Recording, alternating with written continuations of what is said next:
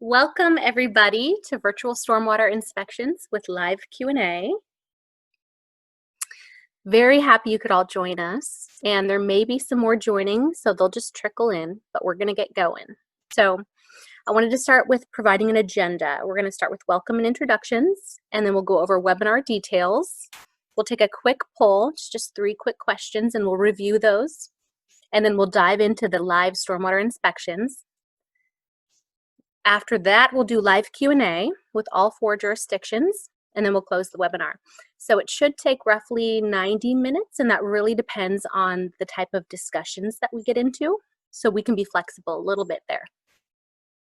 I want you all to know right away that this is being recorded.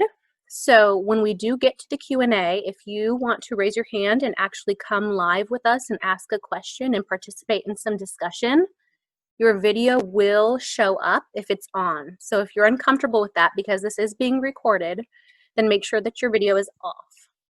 And if you're cool with it, then awesome. But yes, this is being recorded. So I may say that a few more times throughout this event. So first of all, the purpose of this webinar is to show an overview of a live stormwater facility inspection and to replicate the feel of our in-person workshop a little bit, because I know that we all really enjoy that and we get so much value out of it. So we'll be going live. It's a bit experimental, but we're going to do our very best. We've got 3 folks out in the field and it's super hot, and they are going to show you several different facilities. And then another really big piece of this is to get connected with your local jurisdiction and really with one another. So hopefully we can achieve all of those goals. So I'd love for you to meet the team. My name's Kelsey Crane. I'm with Community Planning, and I'm a Stormwater Outreach Specialist at Thurston County. I'm also the instructor for the online course. We have Anne-Marie Pierce with Community Planning Stormwater Outreach as well at Thurston County. Kathy Lynn, Public Works Stormwater Inspector at Thurston County. Skylar Specht, Public Works Stormwater Inspector at Thurston County. Susan McCleary, Public Works Senior Stormwater Program Specialist at the City of Olympia. Meredith Greer, Water Resources Stormwater Outreach Specialist at the City of Tumwater. Dave Kengiser, Water Resources Stormwater Inspector at the City of Tumwater. Emily Watts, Public Works Stormwater Outreach Specialist at the City of Lacey. And Carlos Aviles Ortiz, Community Planning Stormwater Inspector at the City of Lacey. So that is your panel. And so any questions that you have throughout this entire event, submit them whenever you would like, type them into the Q&A, and you can ask them directly to one of us or to the whole group. And then when we get to the Q&A, we'll answer them. And some may actually answer throughout the workshop. So here's some details on the webinar tonight. All participants, you've been automatically muted. So if you're wondering why you can't get your speaker to work or whatnot, that's because you're automatically muted. And so if you ever want to say anything, we'll wait until the Q&A for that. Just raise your hand, and like I said before, I will promote you to a panelist. And if your video is on, we will all be able to see you. Again, this event is being recorded, so if you're uncomfortable with that, turn your video off. All panelists, please remain muted when you're not speaking.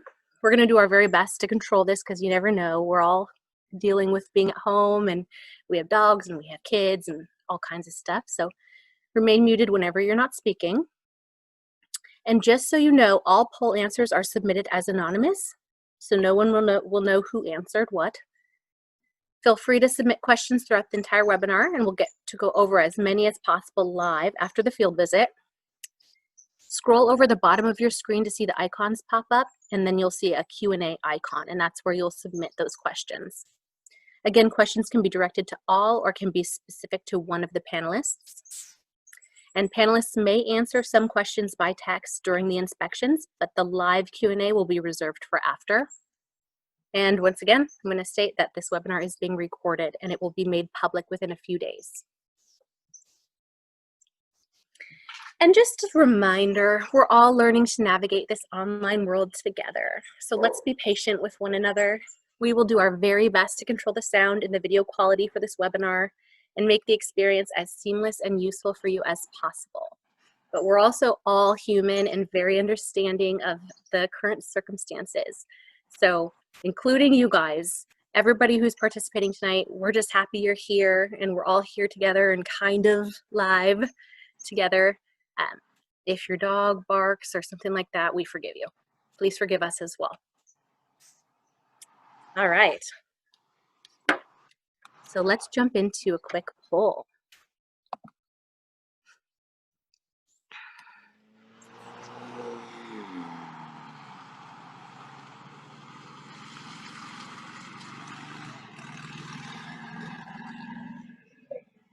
All right, the poll is live.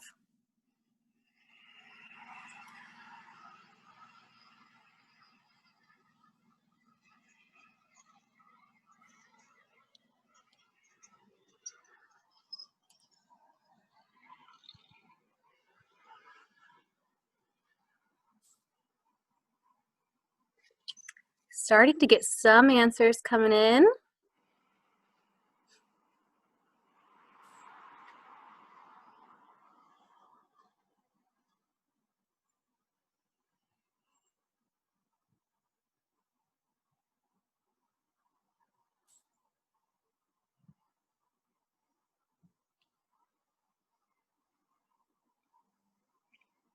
Do about 30 more seconds, see if we can get everybody.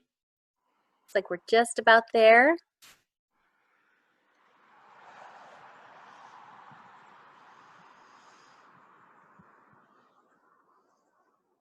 Couple more seconds.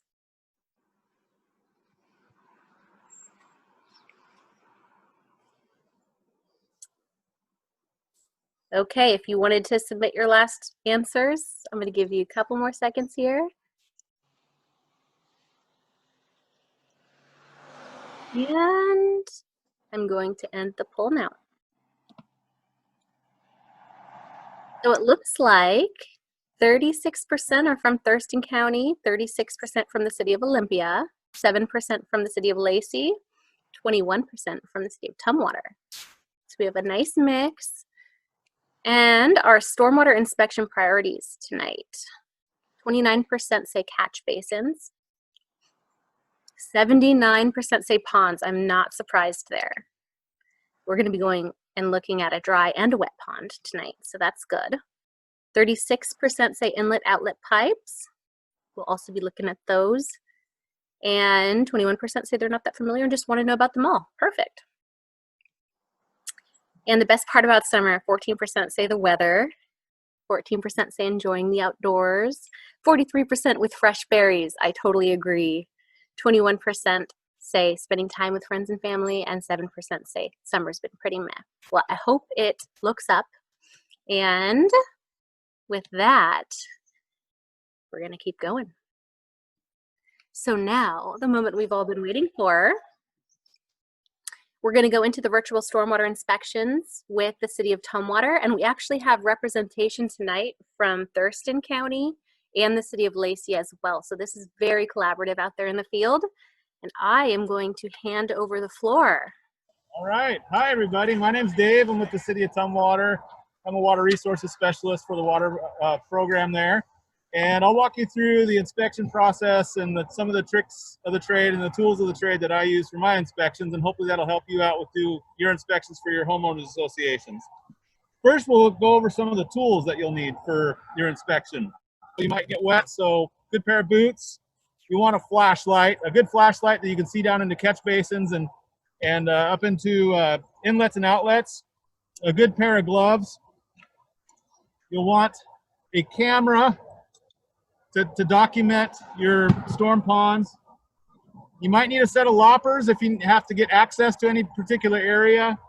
And you'll need a catch basin rod. This is to probe the inside of the catch basin to see how much sediment you have. And right here I just have a piece of a 1-inch PVC pipe that will work just fine, and I've actually got it marked with the different increments of a foot and 6 inches. So should be able to tell how much sediment we have and how big our sump is based on that. You'll also want your inspection form.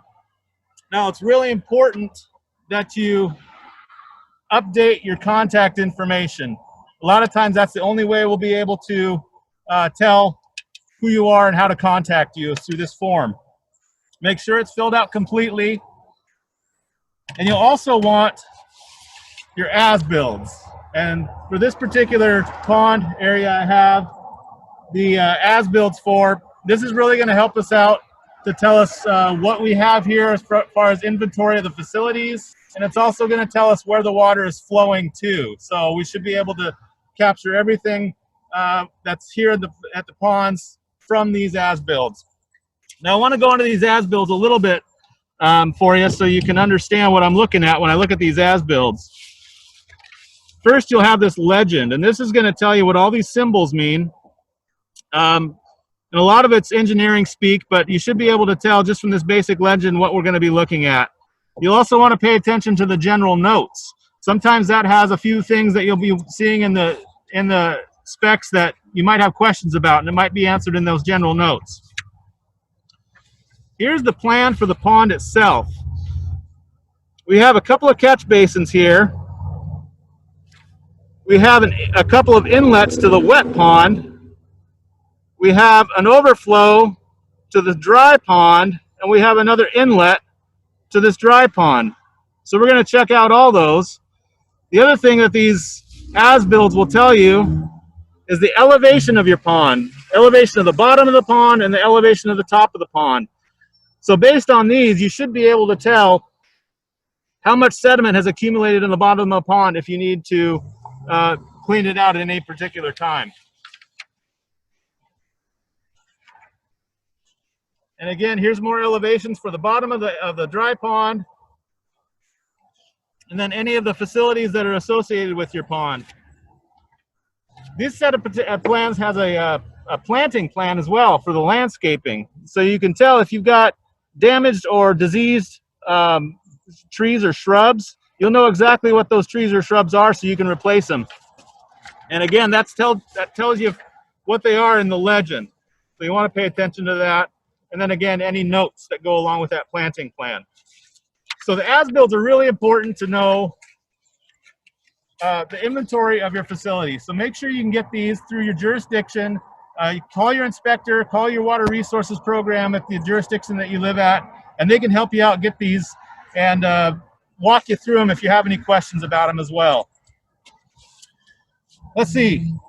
So from there, it's a good idea as well to take a garbage bag with you just in case you run into any trash. So I'll usually tie that around my belt loop and put it in my pocket. It's also a good time to check the garbage bags in your pet waste station if you have one. A lot of times these dry pond areas are good alternative use for dogs to play in and whatnot.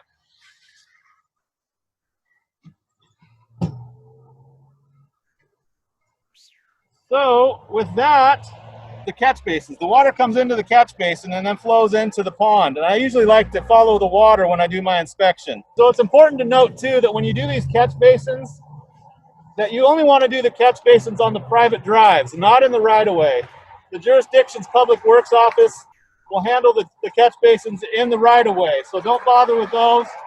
We got them. If you find a problem with those though, don't hesitate to call us at the city or the county and tell us there's a problem with them so we can come out and clean them out for you.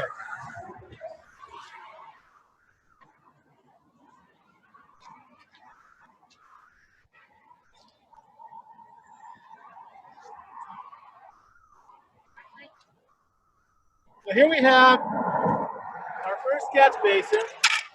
And you can see we got it coned off. You can see I'm wearing my high-vis shirt here. What you're going to want to do is stick that probe right down in the catch basin and go all the way to the bottom. Jam it all the way down there so you know. Then when you pull it up, you'll have your water level. My water level's right here at 2.5 feet. Now I can also tell where my sediment starts. That's about 8 inches or so. So we're about 1/3 full there. We're going to want to get that cleaned out eventually, real soon. I'll show you what the sump is. We want that 1/3 full of the sump is the trigger for have that cleaned out. Now the sump is the distance between the bottom of the inlet pipe and the bottom of the catch basin. And that's your sump. So I'll show you that right here. Lift this up.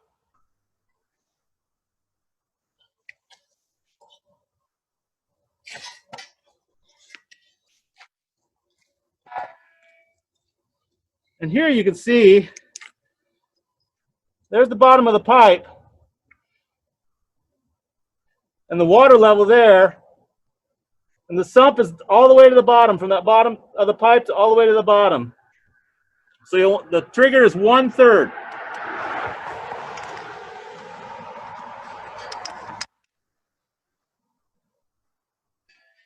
Just be careful if you're removing these grates, they're really heavy. Sometimes it takes 2 people, so make sure you have a partner when you're doing this. So from here, the water flows to the wet pond. So we're going to go to the wet pond here. We're going to wait for traffic.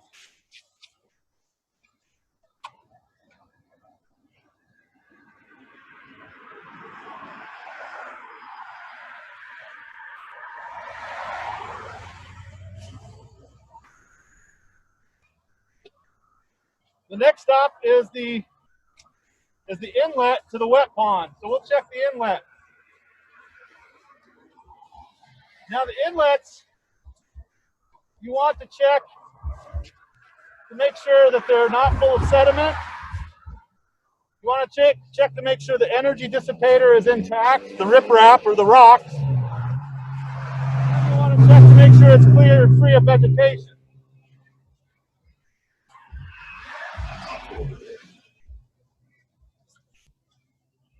So this particular inlet is actually a little bit submerged, and that's okay. We can still check it out here.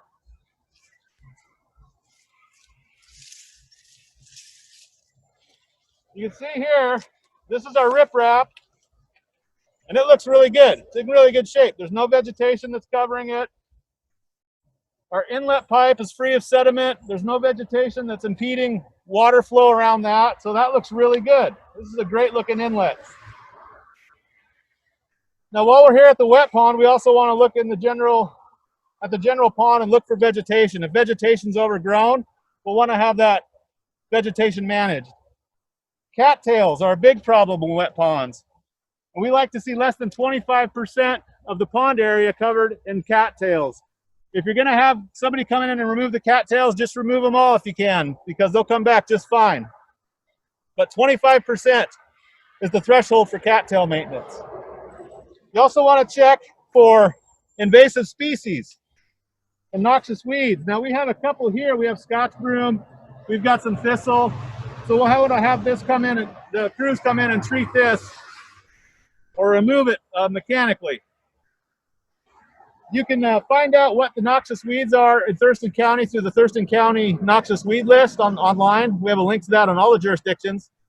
And if you have any questions about what a noxious weed is or how to treat it, just get a hold of somebody at your jurisdiction and they can help you walk through the process of getting rid of the noxious weeds. Let's see, from here, you'll want to also check to make sure that the liner is intact. Since this is a wet pond, it's got a liner that keeps the water in it. So obviously it's holding water in the middle of August, so it's probably in pretty good shape. That's a good sign. And you also want to check the banks to make sure there's no erosion on the bank. And here it looks pretty good. And you'll want to walk all the way around your pond just to make sure that there's no erosion. And if there is, you want to get that treated and get some more vegetation on it so it doesn't erode again. Yeah, this pond's in pretty good shape. So let's go to the overflow structure. That's where the water's going to go next. And overflow structures can be a wide variety of different facilities. This one happens to be what we call a beehive. And it's just a big cylinder of concrete with a grate over the top of it. So when the pond gets up to a certain level, it spills into that beehive and then goes to the dry pond to infiltrate back into the groundwater.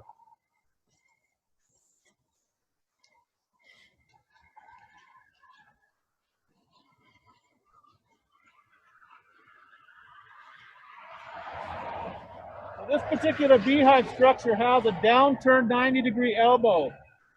And what that does is it keeps oil and floatables from floating over into the dry pond where we don't want it. So if you see any floatables or oil in your beehive structure or your overflow structure, you're going to want to get that taken care of and cleaned out. And again, if you have questions about how to do oil or something like that, call your jurisdiction and they'll help you out.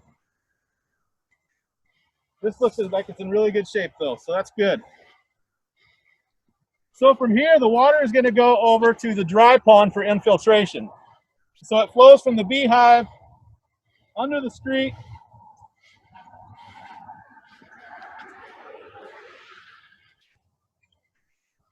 and again into another inlet.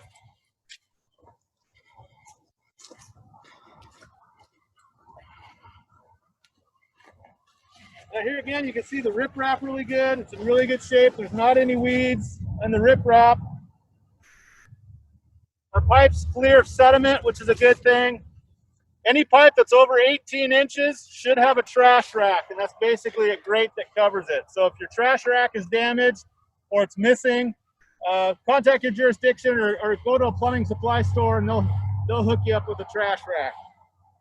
Again, you want to check your general pond area for invasive weeds, overgrown vegetation, erosion.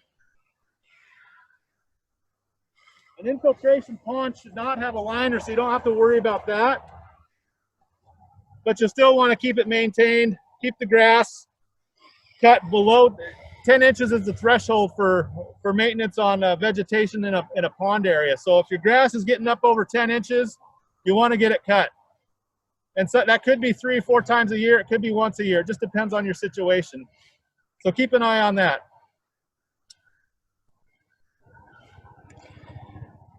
And then if you have any specialty type of proprietary facility in your storm pond or in your storm area system, contact your jurisdiction and they can help you inspect that and connect you with the proprietor that sells that particular item, and they can come and help inspect as well. So with that, only other thing I would mention is that there are some saplings around the wet pond, if you saw that, and it's best to get those when they're really small. So yeah, the smaller diameter the trees are, the little alders and those invasive trees, the better they are when they're small. yeah, the smaller the tree, the less likely it has already damaged the liner as well. So if you get them early, there's less likelihood that you'll have to have some expensive repairs and repairing that liner with a larger root systems. So with that, thanks for joining me on my inspection. This one's in pretty good shape. Hopefully yours is too. So panelists, feel free to unmute yourselves. And let's dive into some Q&A.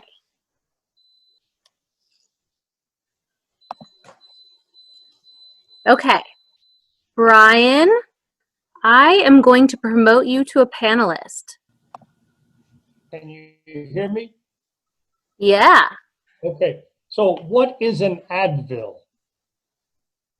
Oh, I think you mean as built.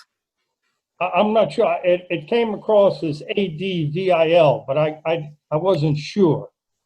Okay, I am going to assume that you mean as built here, and that is your engineered stormwater facility drawing. So at the beginning, before Dave went out into the different facilities, he had a stack of sheets, right, that he was talking about that tell you what kind of vegetation and how much, all the different types of facilities, where the inlet and outlet pipes are, how the water flows through the different facilities. Do you remember that? Well, actually, I remember that, and maybe this would be, maybe it would be better if I asked Susan McCleary, how do I get that item for my stormwater surface facility? Okay, Susan. Hi, Brian. Glad you made it tonight. I would be happy to send you a copy of your as-built. So I will do that tomorrow. I'll make a little note here that you'd like those. Generally, we have most of those on file. So I do have yours, and I will send them over to you. Very good. Thank you very much. No problem. Okay. I'm going to ask a question to all of the inspectors. What kind of rock is used for a splash pad, and how big should the pad be? So whoever feels like answering, jump on in. I can answer that. The splash pad should be about a foot in depth. That's below the pipe, the inlet pipe. And currently it's like 8 foot on each side, 6 to 8 feet on each side of the pipe on the newer developments. The rock they use is called riprap, and it's 6 to 8 inch diameter with maybe some smaller pieces in it. You want to have the bigger rock so that the water is dispersed and doesn't just move the rock around when the water comes in at high flow. There's another question I see here that I can answer. Okay.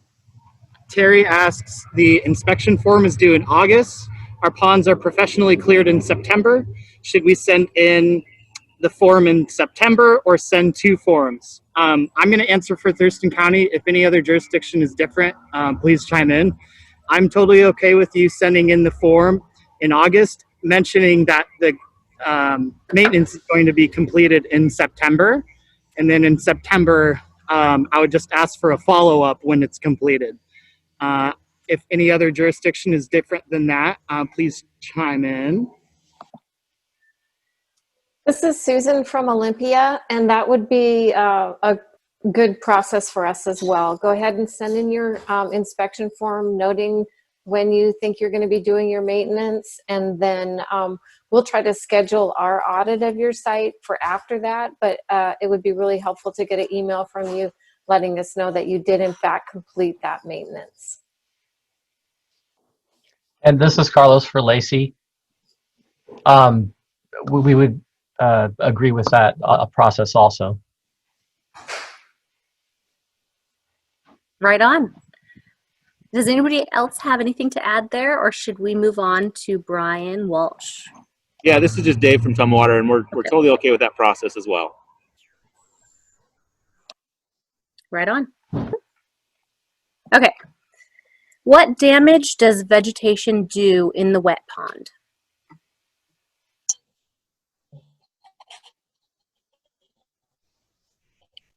This is Kathy from Thurston County, and I could answer that. The excess vegetation, when it dies back, all the material goes to the bottom of the pond and adds to the sediment level that build up in the bottom of your wet pond. So you want to keep your vegetation managed so that you don't have a lot of material that's going to die back and fill up your pond quickly.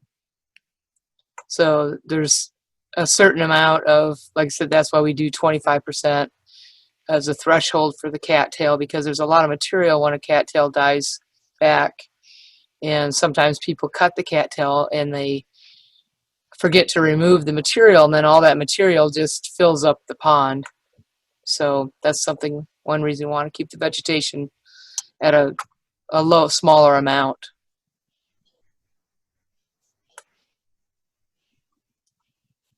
Kathy, do you want to also talk about, I know, I think it was Skylar had mentioned something about seeing saplings in the wet pond and how the roots can damage a liner of a wet plant pond, depending on where you see them growing, and also where you see them growing, if they could impact the inlet pipes too. That's correct. I'm talking about like tree species. Yeah. Trees, all the vegetation tends to come around the inlet pipe where there's a constant flow of water. And as the trees get bigger, those roots can get in around that pipe. And I've seen where the trees have blown over and they've twisted the pipe, or they can just damage the pipe underground. So those are areas that you really need to pay attention to. Other saplings, if they're growing on the sides of the ponds, anywhere where that pond liner is, you can poke holes in the liner and you'll lose your water retention in your wet pond. So anything that's most of your plants for your planting plan for your pond would be at the higher top of the slope, around the pond top, not on the berm, but if there's a berm between two ponds, there wouldn't be any trees in that area. Yeah, so that you don't want any trees to fall into the pond, damage the liner, damage the side of the pond if they do blow over.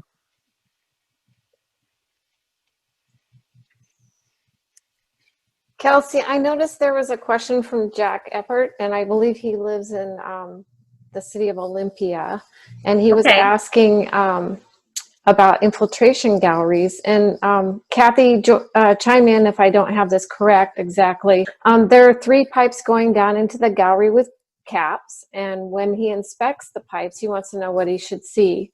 And it's my understanding that when he looks down in there during like the dry season like this, he wouldn't want to see any water, and you wouldn't want to see any sediment build up in there. Is that correct?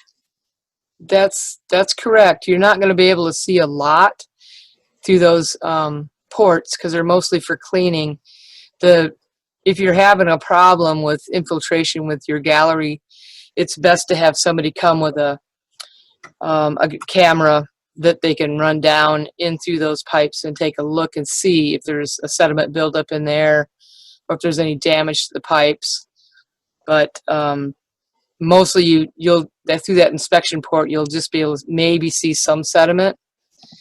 But I'd keep an eye on that. But if you start having problems with water infiltrating, then you've probably got something going on, and you should contact someone that has a camera that they can look in there. Thanks, Kathy. Yeah. I want to address this question, why no trees by the dry pond? Would they not use up water through transpiration? I know we touched on trees a little bit, but I think this is something that continues to kind of confuse folks. I can speak to the trees again. The ponds are designed to infiltrate at a certain rate, and when you have trees growing in the bottom of the pond, the roots actually break the surface and allow water to infiltrate a little faster. And also the same problem if they blow over, they can damage the bottom. So they should be no less than they shouldn't be below the high water mark. They should be above the high water mark. So if you have some trees growing up a little higher on the slope, it's probably okay, but the bottom is the bigger problem. And they're much easier to deal with when they're small.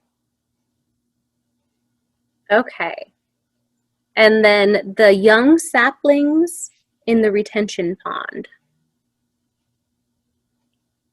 So there were 10 very young saplings identified in the flat basin of a retention pond, and yet it still passed and was found to be in compliance. And the question is, why weren't the young saplings identified?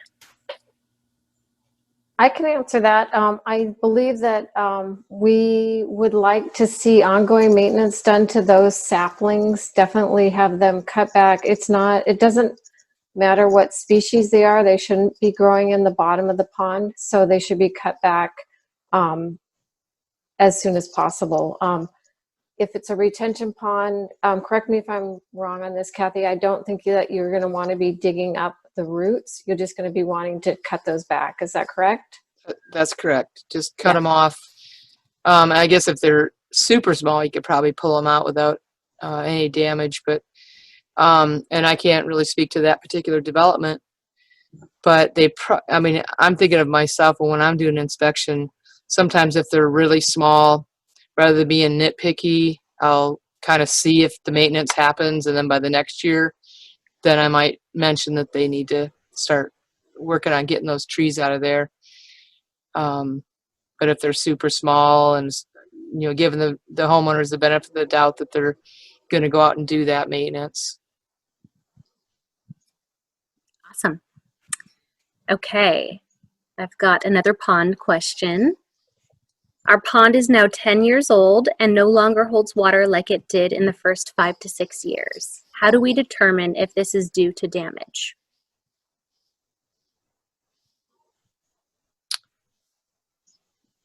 That's a tough question.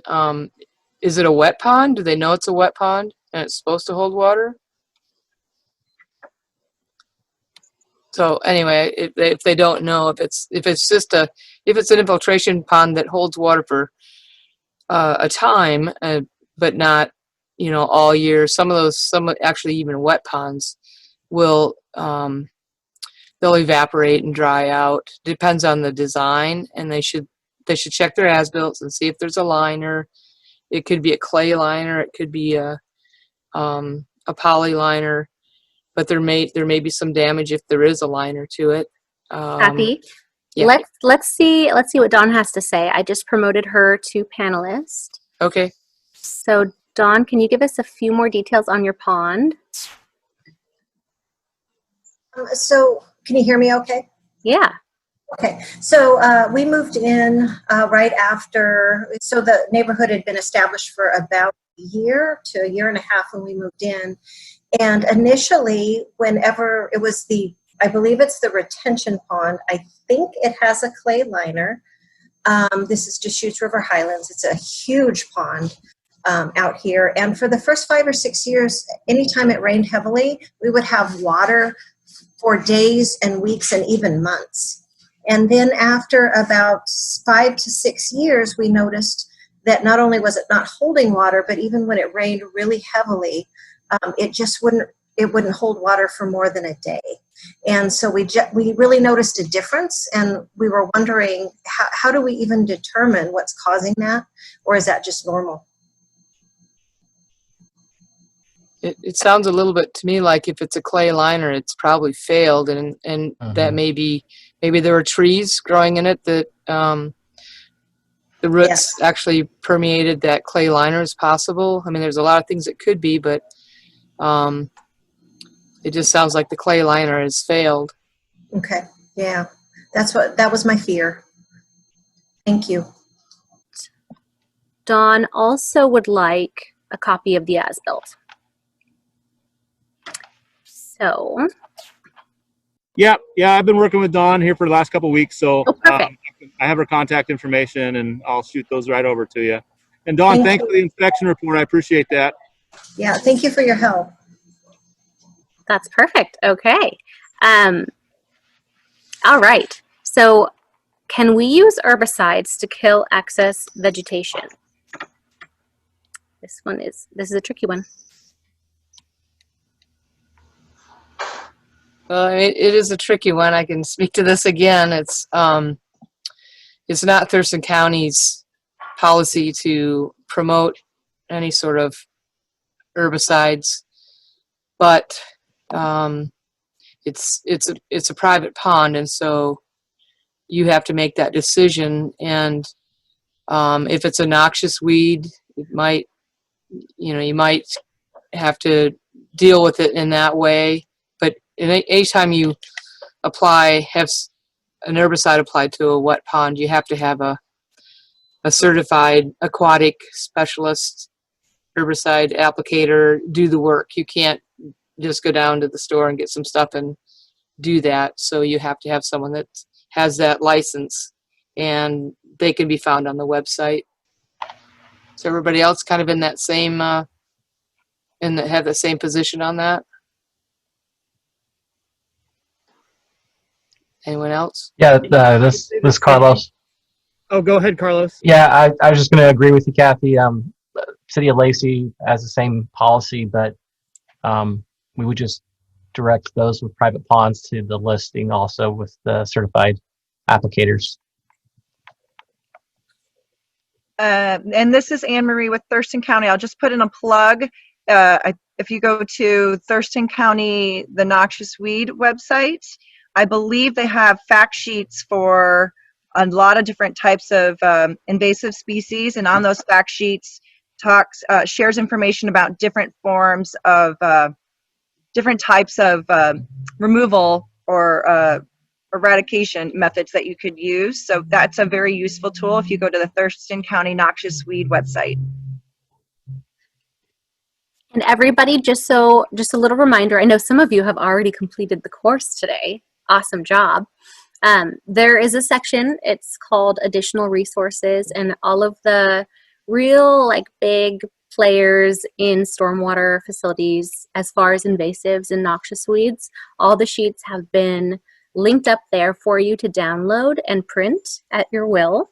And then also the contact information, whether it's a phone number, an email, or a website for Thurston County Noxious Weeds, is all linked there for you as well. So if there's ever anything that you're concerned about how to address, because a lot of them are really tricky and can get way worse if you do address them wrong. And then again, some of you already know this, but you'll hear it's very, very time specific when you would treat. So you want to be very careful. If you have any concerns, if you're unsure, just give Thurston County Noxious Weeds a call and they'll give you some good guidance.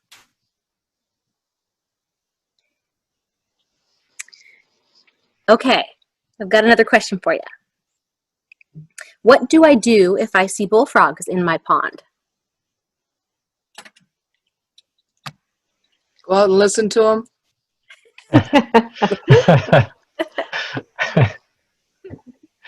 Yeah, this was actually a question I had recently, and Fish and Wildlife would actually like to know about that. There's a website, if you go to the Fish and Wildlife website, there's a link that'll take you to a place where you can submit a sighting of a bullfrog. So they're not supposed to be around here, and they can cause all kinds of problems. And I know they're nice to listen to, but yeah, they're kind of a nuisance because they can devastate other natural frog populations, and they pretty much eat anything that'll get in their mouth. So report it to Fish and Wildlife, and hopefully somebody from there will be able to help you out.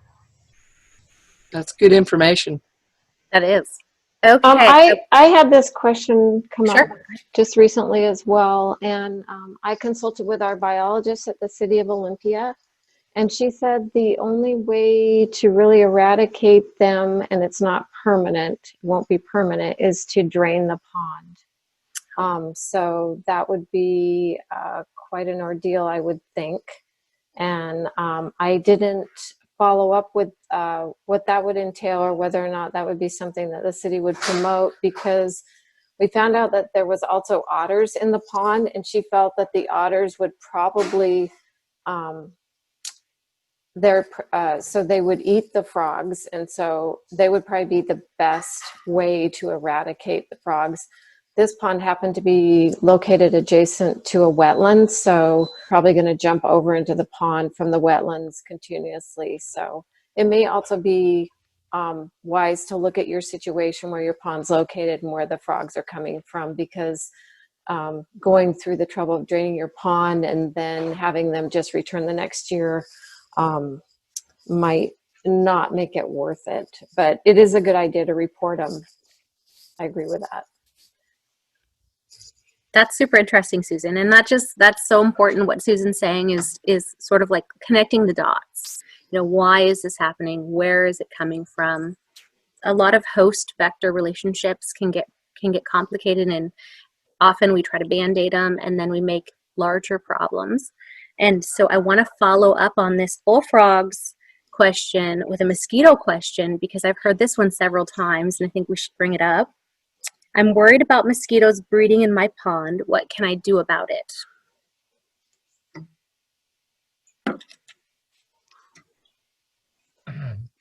This is Carlos with City of Lacey. Dave and I actually had a conversation about this very recently.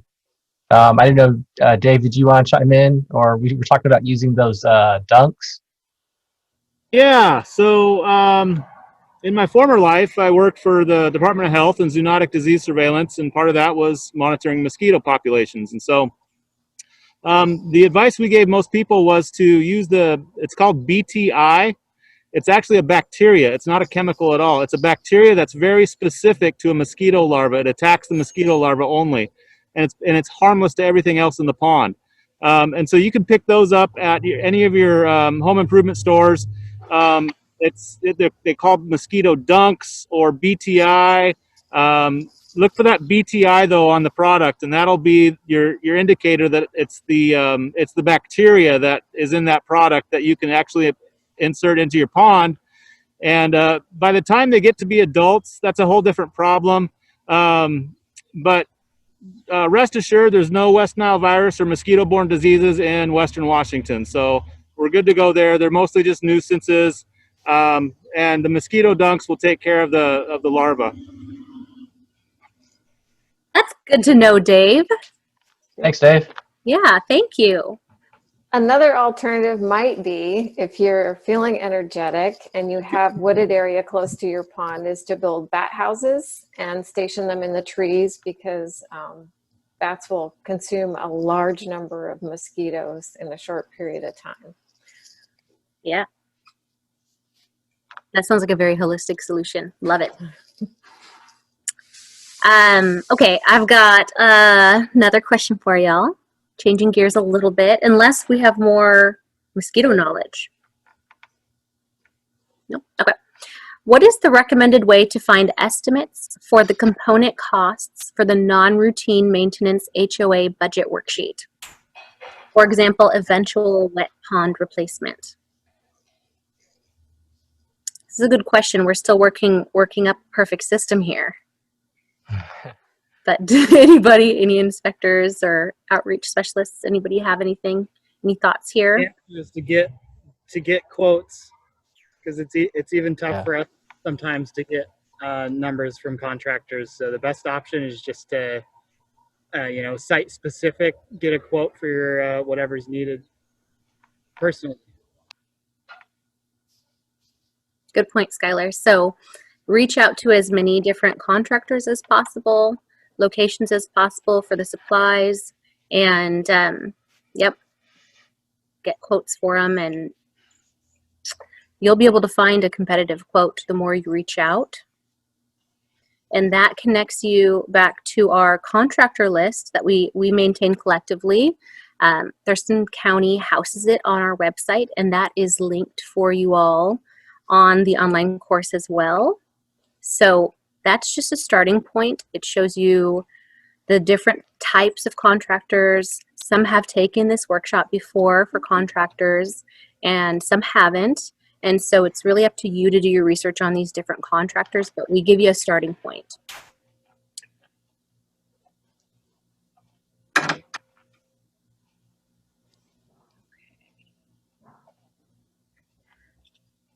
All right, I've got another question. Can we set up a volleyball net in the dry pond? Say absolutely. Light recreation is encouraged in the dry ponds. Baseball, soccer, frisbee, badminton. So the question that comes up sometimes with this one, because a lot of us are huge fans of the stacked use of areas, and Kathy is one of the biggest proponents, and as am I. One of my favorite parks is Yauger Park in Olympia, and there's just so much recreation happening there, and it's also very clean. I walk my dog there all the time, and that is the key, is when there is recreation happening in the dry pond, is that it's also kept very clean. So because water is infiltrating, and in Thurston County, a lot of that water is going into our underground drinking water source. And then there's also those dry ponds that are owned by the local jurisdiction, and oftentimes they'll be gated and they'll say keep out, and those are just kind of out of the question. You wouldn't want to play volleyball there anyways.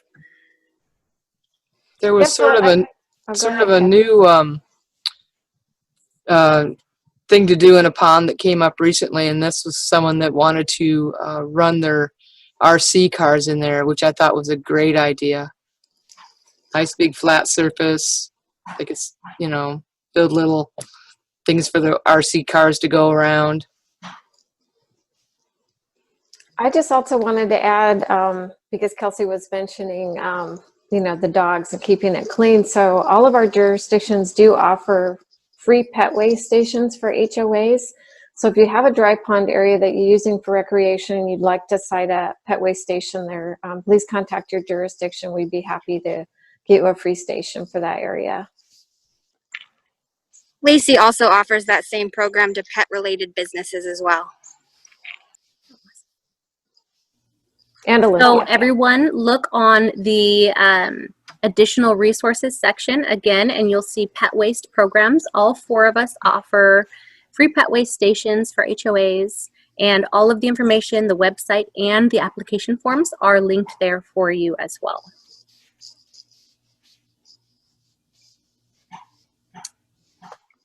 I think we need to address sediment because this is something that we have some really rich discussion about. So how do we know when the sediment buildup in our pond needs to be removed? And what is the best way to remove it and dispose of it? And so with that, you also have a sediment that you're going to be removing or hiring a contractor to remove from your catch basin. So how do we know when it's time to remove sediment from our pond? And then best practices for where to take sediment as well. I know we all have something to add here. Well, So, I will say, I'll kick it off by saying that Okay. a lot of pollutants are bound to soil. And this is happening in a magnetic relationship. And it's not all pollutants, but some that are opposite charge of the soil, I'm not going to go any deeper than that, are bound to soil. And in our wet ponds and in our catch basins, that soil is then settling out, or that sediment is settling out at the bottom of the pond and at the bottom of the catch basin, and eventually will need to be vectored out. Now, because it's bound to pollutants, often it needs to go to a special facility. Sometimes it doesn't. It really is kind of site specific. So on that note, yeah, so I would just add, I did have a conversation with our stormwater utilities engineer, and who's also the author of our Lacey Stormwater Design Manual about the tailings, the sediment buildup at the base of the pond and the proper disposal. And after talking to him, I think it would be appropriate to gather all the material and maybe lay it out to dry a little bit before you bag it in a trash bag and then dispose of it at the landfill. So I know there's been discussion about what to do with it, if you could take it to a facility.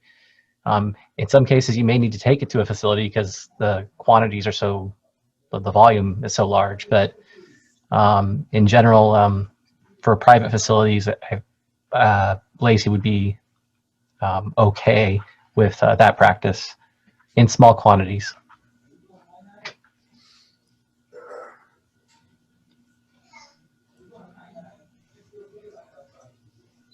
Thurston County as well is okay with that practice of small quantities. Right.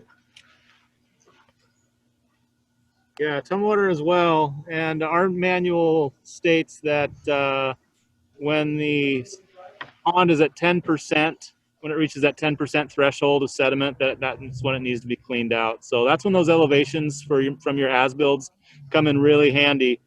And it can be tricky to kind of determine where those elevations lie, but usually you can tell by where the top of the pond is and the bottom of the pond, without getting too technical with, surveyors transits and all that, how much sediment you have. And you can also just look for functionality of the pond. When the functionality of the pond starts to be affected by the sediment in the bottom of the pond, probably should get it looked at to have it removed. Correct me if I'm wrong, but I think also if you notice that your inlet pipes are filling up with sediment to a certain level, that you can make some assumptions about the level of your sediment rising in your pond. Is that correct, Kathy?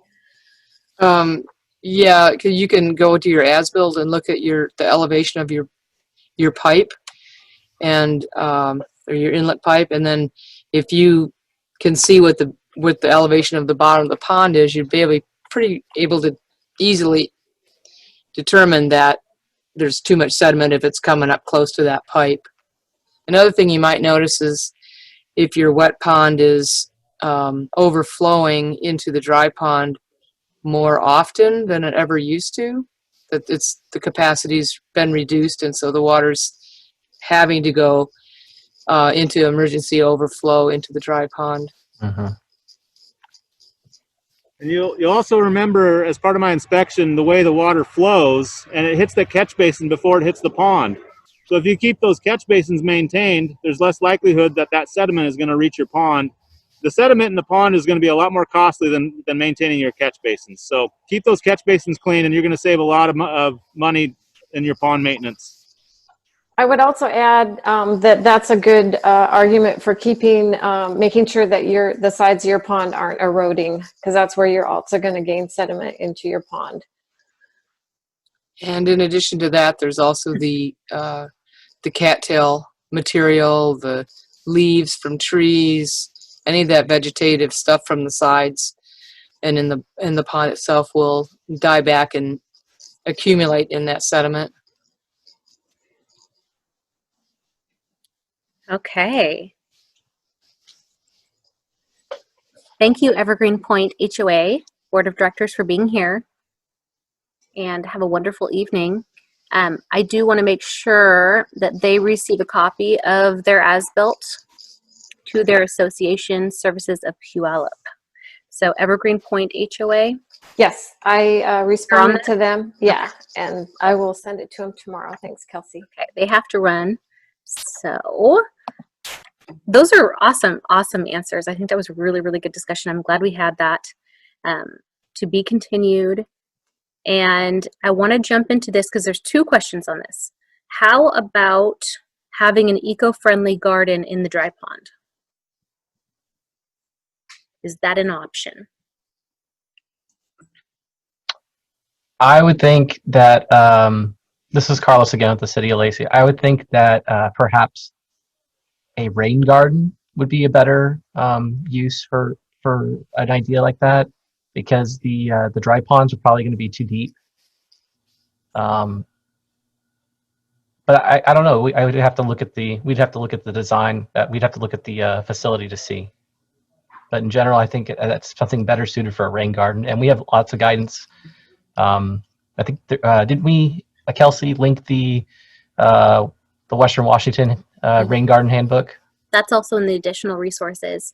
And another piece here to consider is the relationship that the soil has with soil and the microbes and the plants have with pollutants are really important to keep in mind here. So they're providing treatment to the stormwater as it filters through into the groundwater in your dry pond.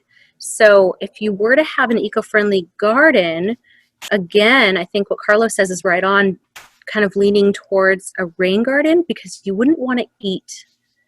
You would likely not want to eat the vegetables from it. So now maybe you're thinking flowers. So there's just a lot of context. So design would have to come into the equation before we could answer this question, and what types of plants you'd be growing there. But I doubt that any of us would recommend eating plants from a stormwater pond, because again, the plants are going to hold on to some of the pollutants as well. Right. And this is Anne-Marie again with Thurston County. Also want to mention that you don't want to be adding in wood chips or compost in your dry pond either. That would end up, wood chips and stuff can clog pipes, but also it would be adding a lot of nutrients that we actually don't want to be getting carried in the water that's getting infiltrated. Totally. I would say that Olympia's perspective on this typically would be that these facilities are designed, inspected, and engineered a specific way, and we probably, in most cases, wouldn't want that altered. Yes, you're going to see that time and time again. You're going to hear me say it several times as you go through the online content and the several different videos I mentioned. If you add beauty bark, if you change the specs, if you change your swale and add rocks, for example, if you veer away from the original design that's in the as-built, technically all of the jurisdictions would require you to turn that back to the original design. So before you make any kind of drastic decisions design-wise, contact your local jurisdiction's inspector and have a conversation about it, just to save yourself time and money and maybe put together a better plan.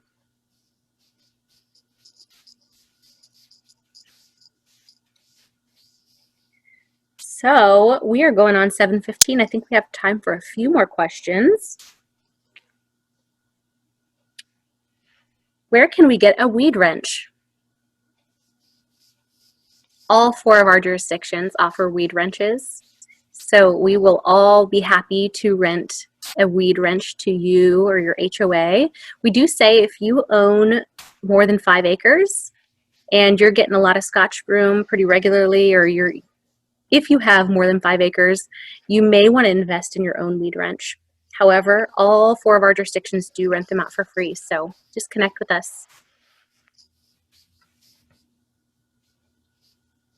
And feel free to add anything to that.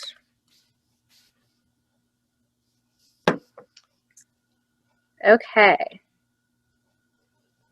Our pond has a lot of yellow flag iris. Can we chemically treat it?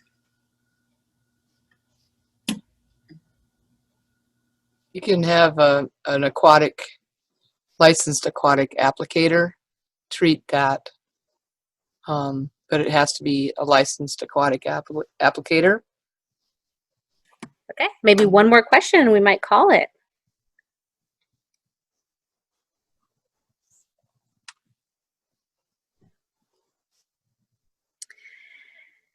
Does the pond have to be fenced?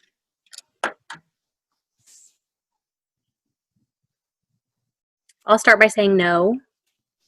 Again, this is going to come down to the spec of the pond and the type of pond, who owns the pond. A lot of times with wet ponds, they're fenced for safety reasons because the HOA or the neighborhood feels more comfortable having their kiddos running around and knowing that there's a fence. Sometimes the dry pond is fenced because it's owned by a local jurisdiction, and we want to make it clear that it's not a public space. What else, guys? If the slope is greater than 3 to 1, then it has to have a fence. Yeah. Good point. All right. Any other thoughts on that? There's a follow-up question to that, which is, do you need to have a sign if you have a fence? I don't think there's a requirement for a sign, but it's a good idea to have a sign so people know what it is, and maybe an informational sign so they can understand a little bit more about the stormwater system itself. I think that's a really good point. Something that all of our jurisdictions sometimes see is community members not knowing what a pond is. Say it's a dry pond and they don't know. They think, oh, it's just a natural area, and maybe they dump some of their yard waste, and it turns out it's a dry pond. So that could be avoided, or some of those situations could be avoided with a sign that shows the ecological function, shows what the pond is, why it's there, what the services it's providing are. And there's a lot of us on the panel right now. I'll call Susan out and Anne Marie out. They're pretty deep in signage right now, stormwater facility signage. So write their names down and reach out to them. I'd be happy to chat with you as well. All of us have some knowledge about signage, but there's some really creative things that you can do with a sign. City of Lacey offers a free education sign program to HOAs and stormwater facilities within city limits. You apply and we will give you 1 to 2 signs to post at your stormwater facility to educate residents and passerbys about its function and why it's there. Oh my goodness, that's amazing. Tumwater does the same thing. So we've got Tumwater does the same thing. Okay. And that goes for Olympia as well. Now, do we do that at Thurston County? I believe so, Kathy. I believe we do. Yes, and we have different signs, a few different sign options for different types of stormwater facilities they might have, whether it's a wet pond, or I think it's just a general informational sign. So yeah, we do. So it sounds like all 4 jurisdictions. I do believe for the newer developments, it's a requirement in the city of Olympia, but some of the older developments don't have them, and we're happy to provide that for you if you're in an older development that doesn't have it. And, right on. In Thurston County, they're actually, with the newer developments, they're now signing the swales, the infiltration swales, so that people know what they are, so they don't fill them with rocks. Nice. That's really great to know. We have so many resources. The best thing you can do is build a relationship with your local jurisdiction and get in on all these different resources, because there's a lot of them, and we're not even covering, I'm sure, a quarter of them on this webinar. And then talk, speak up in the discussion in the online classroom as well, and we can dig into some more resources available for you and answer some more questions there as well. So I do want to address this last question here real quick. I'm not sure where we're going to go with it, but back to saplings in the dry pond. In the summer and then in the winter, the dry pond gets a thick crust on it. The trees help to break up this crust, so it seems to me that this helps the water infiltrate. If the water goes into the earth faster, what is the problem with that? We have a pond at a farm from a nearby housing development. Well, I can answer that a little bit by saying that the ponds are designed to hold the water and have it resident time before it infiltrates, so it infiltrates slowly to mimic nature the way it would if the development wasn't there. So if you're allowing the water to infiltrate faster, then you're not getting the treatment and sediment filtering out before it infiltrates. So you need that resident time in the pond that it was designed to have.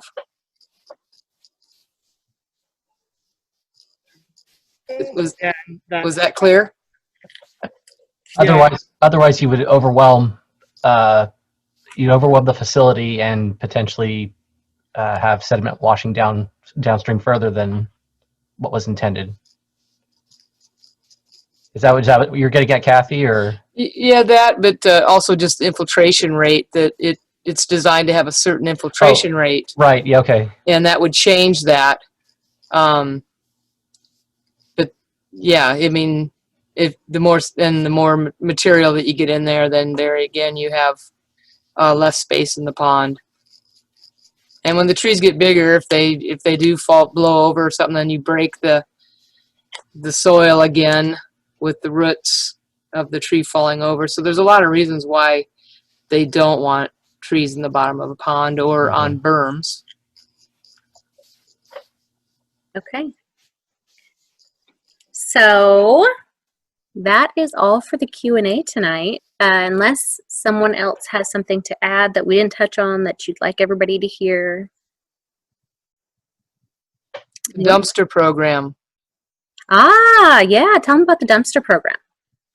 The Thurston County offers a free dumpster for your pond for one time in the pond's life. You can get a 20 or 30 cubic yard dumpster to put all your vegetative waste, cattails, whatever, and we'll haul it to the dump one time. And I keep a log, a spreadsheet, so I know which ponds have had the dumpster. So if you need a dumpster, you should call and find out if that's available for your neighborhood. And I think some of the other jurisdictions do that as well. Yes, the city of Tumwater offers the same program, and I don't think we've actually had anybody take us up on that offer yet. So anybody in Tumwater who's got a pond and would like to do that, just contact us and we can get that set up. City of Lacey has offered this program in the past. It's currently unavailable, but should be back soon. This program is not currently available in Olympia, but we're working on it. Okay. So stay tuned for the City of Olympia and the City of Lacey, and call about the program for the City of Tumwater and Thurston County, because it is currently available there. All right. Does anybody else have any other programs or cool tips you'd like to throw out there? Did we Okay. mention, Kelsey, about the spills hotline? Just if they see a spill near a facility, that to call the hotline, and we will investigate and remedy it if necessary. Good point. We all have a spills hotline. That is a section of its own. There's a video on this and follow-up resources with all 4 jurisdictions spill hotline, and kind of like a how to call in a spill as well. What to include, if you can include photos. And oftentimes I know I've talked to folks, they see a spill, but they're not sure it's a spill or they're not sure what it is. Still call it in and then tell us where it is, if you can include photos, so that we can respond to it, because the odds are it does need to get cleaned up. Thank you. Yeah. Thanks for bringing that up. Okay, so that's it for Q&A tonight. I wanted to make sure that I put out the contact information for all 4 jurisdictions inspectors. So these are the emails. Email these folks if you need an as-built, if you have any further questions, just to build a relationship with them, really. And then my information is at the top. Let me know if you have any questions. Let me know how you're liking the course. And thank you for attending tonight. We hope you enjoyed this live stormwater inspections webinar. Remember to reach out to your jurisdiction's inspector with any questions or to schedule a site visit. And here's a little reminder, all 4 of our jurisdictions, all the inspection forms are due August 31st. So we look forward to receiving all of those. Thank you. Thanks, everybody. Thank you. Thank you all for attending. Yeah, thanks for coming, everyone.